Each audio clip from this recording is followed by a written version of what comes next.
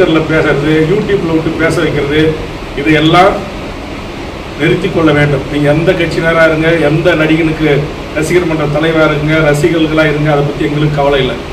இந்த மண்ணையும் இந்த மக்களையும் 40 ஆண்டு காலம் நேசித்து இந்த மண்ணுக்காக எண்ணற்ற வழக்குகளையும் துன்பங்களையும் துயரங்களையும் தமிழுக்கும் தமிழர் நிலத்திற்கும் என் மொழிக்குமாக சந்தித்த வேல்முருகன் ஆகிய நான், நீங்கள் அரசியலுக்கு வருகின்றேன் என்று சொல்லுகின்ற அந்த வந்தவர்கள் யாராக இருந்தாலும் அந்த தவறை சுட்டி காட்டுவதற்கு எனக்கு உரிமை இருக்கிறது. அதை நான் சுட்டி காட்டியிருக்கிறேன்.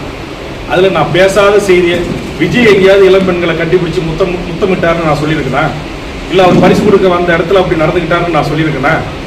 அப்படி சொல்லவே இல்லை. சொல்லாத ஒன்றை சொல்லியதாக நீங்கள் எடுத்துக்கொள்கிறீங்க. எத்தனை தொலைக்காட்சி விவாதங்களில் சினிமாக்காரங்களை போய் பெண்கள் இளம்பெண்கள் குடும்பத்தோட மாற்றான் மனைவி கணவன் முன்னே போய் தொலைக்காட்சியில் நேரடியாக என்கிட்ட சாட்சி இருக்கு, சொல்லுது, ஒரே ஒரு முறை உங்களை நான் கட்டி பிடிச்சி முத்தம் கொடுத்துக்கிட்டுமா அப்படின்று இளம் பெண்கள் கேட்ட ஆடியோ வீடியோக்கள் இருக்கிறது.